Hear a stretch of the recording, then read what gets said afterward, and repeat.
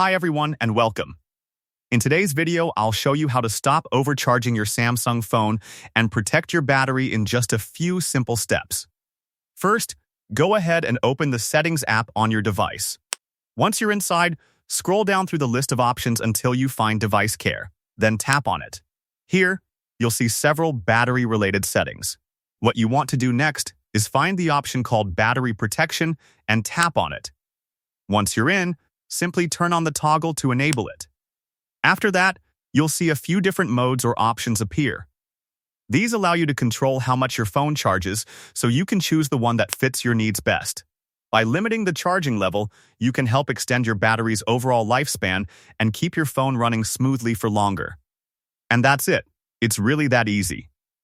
If you found this video helpful, don't forget to like, share, and subscribe for more simple tech tips. Thanks for watching, and I'll see you in the next one.